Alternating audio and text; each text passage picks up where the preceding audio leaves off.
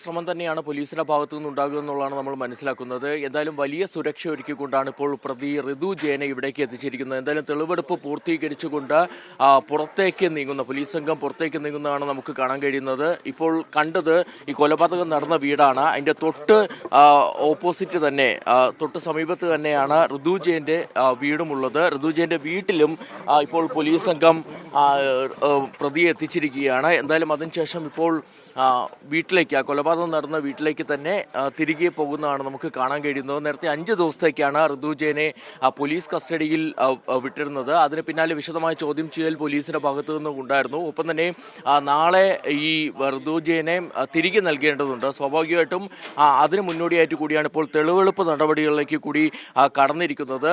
അല്പസമയം മുമ്പാണ് വടക്കേക്കര സ്റ്റേഷനിലാണ് പ്രതി ഉണ്ടായിരുന്നത്. വടക്കേക്കര സ്റ്റേഷനിൽ നിന്നും ഒരു 3 കിലോമീറ്റർ ഇപ്പുറത്തുള്ള ഈ കൊലപാതകം നടന്ന വീട്ടിലേക്ക് എത്തിച്ചിരിക്കുന്നത്. ഇവിടെയാണ് ഇപ്പോൾ തെളിവെടുപ്പ് പുരോഗമിച്ചുകൊണ്ടിരിക്കുന്നത്. നേരത്തെ മറ്റ് നടപടിക്രമങ്ങളെല്ലാം തന്നെ പോലീസ് പൂർത്തിയാക്കിയിരുന്നതാണ്. അതിൽ ഏറ്റവും പ്രധാനം 2 ദൃക്സാക്ഷികൾ ഉണ്ടെന്നുള്ളതാണ്. 2 കുട്ടികളാണ്, 7ഉം 9ഉം വയസ്സുള്ള 2 കുട്ടികളാണ് ദൃക്സാക്ഷികളായിട്ട് ഉണ്ടായിരുന്നത്. അത് അവരുടെ 2 പേരുടെയും മൊഴി രേഖപ്പെടുത്തിയിട്ടുണ്ട്. അങ്ങനെയുള്ള നടപടിക്രമങ്ങൾ പൂർത്തീകരിച്ചുകൊണ്ട് കൂടിയാണ് ഇപ്പോൾ തെളിവെടുപ്പിലേക്ക് കൂടി നീങ്ങിയിരിക്കുന്നത്. എന്തായാലും ഇപ്പോൾ ഈ നാട്ടുകാരുടെ പ്രതിഷേധം നമ്മൾ കണ്ടിരുന്നതാണ്. പ്രതി ഋതു ജയനെ കോടതിയിൽ നേരത്തെ ഹാജരാക്കുന്ന സമയത്തും അവിടെ നിന്ന് ഇറക്കുന്ന സമയത്തും ഒക്കെ തന്നെ ഈ പ്രതിക്ക് നേരെയുള്ള കയ്യേറ്റ ശ്രമമൊക്കെ ഈ നാട്ടുകാരുടെ ഭാഗത്തു നിന്നുണ്ടായിരുന്നു. അതുകൊണ്ട് തന്നെ കനത്ത സുരക്ഷയിലാണ് ഇപ്പോൾ ഈ തെളിവെടുപ്പ് നടക്കുന്നതെന്നുള്ളതാണ്. വലിയ രീതിയിൽ തന്നെ പോലീസ് ഉദ്യോഗസ്ഥരെ വിന്യസിച്ചുകൊണ്ടുള്ള തെളിവെടുപ്പാണ് ഇപ്പോൾ പുരോഗമിച്ചുകൊണ്ടിരിക്കുന്നത്.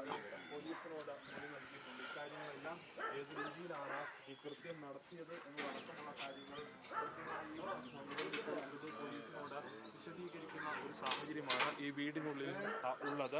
ഋതുവിന്റെ വീട് ഇതിന്റെ വീടിന് നേരെ എതിർവശത്ത് തന്നെയാണ് ഉള്ളത്. അവിടെ നിന്ന് 5 മണിയോടെ സമയത്ത് എത്തുന്നു. അതിനുശേഷം യാത്ര നടത്തുന്നു. എല്ലാവരുടെയും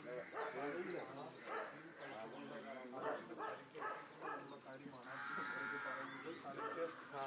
കഴുത്തിന് താഴേക്ക് ജിതിനൊഴികെ ആർക്കും പരിക്കേറ്റിട്ടില്ല. ജിതിന്റെ കാലിലടക്കം കുത്തി പരിക്കേൽപ്പിച്ചിരുന്നു. ഇപ്പോൾ ദൃശ്യങ്ങളിൽ കാണാൻ ഏത് രീതിയിലാണ് ഈ ആക്രമണം നടത്തിയത് എന്നത് സംബന്ധിച്ച് ഋതു തന്നെ പോലീസിനോട് വിശദീകരിക്കുന്ന കാഴ്ചയാണ് കാണുന്നത്. പ്രത്യേകിച്ച് ഋതുവിന് നല്ല ആരോഗ്യമുള്ള ആൾ കൂടിയാണ്. അതിനാൽ തന്നെ വളരെ ശക്തിക്കാണ് ഇവരുടെ എല്ലാം തലയ്ക്ക് സ്റ്റീൽ പൈപ്പ് കൊണ്ട് ഋതു ആഞ്ഞടിക്കുന്നത്. ഈ ഘട്ടത്തിലാണ് ഇത്തരത്തിൽ ഇവർക്ക് വലിയ തെളിവെടുപ്പ് പൂർത്തീകരിച്ചിരിക്കുന്നതാണ് നമ്മൾ മനസ്സിലാക്കുന്നത്. ഇപ്പോൾ പ്രതിയുമായിട്ട് പോലീസ് സംഘം മടങ്ങുന്നതാണ് കാണാൻ കഴിയുന്നത്. വളരെ വേഗത്തിൽ തന്നെ തെളിവെടുപ്പ് പൂർത്തിയാക്കിയിരിക്കുന്നു എന്നുള്ളതാണ്. സാധാരണഗതിയിൽ നമുക്കറിയാം, ഒരു കേസിൽ പറഞ്ഞാൽ ഒരു 15-20 മിനിറ്റ് അല്ലെങ്കിൽ അരമണിക്കൂറോളം നീണ്ടു നിൽക്കുന്ന തെളിവെടുപ്പൊക്കെ കാണാറുള്ളതാണ്. പക്ഷേ അത്തരത്തിൽ വളരെ വേഗത്തിൽ തന്നെ, അതായത് 5 മിനിറ്റ് കൊണ്ട് തന്നെ തെളിവെടുപ്പ് പൂർത്തിയായിക്കൊണ്ട് ഇപ്പോൾ മടങ്ങുന്നതാണ്. അതിന് ഞാൻ കാരണമായി മാറുന്നത് നേരത്തെ സൂചിപ്പിച്ചതുപോലെ തന്നെ ഈ നാട്ടുകാരുടെ പ്രതിഷേധം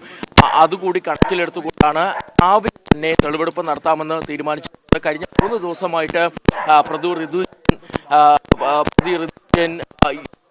തന്നെ തന്നെയാണ് വടക്കര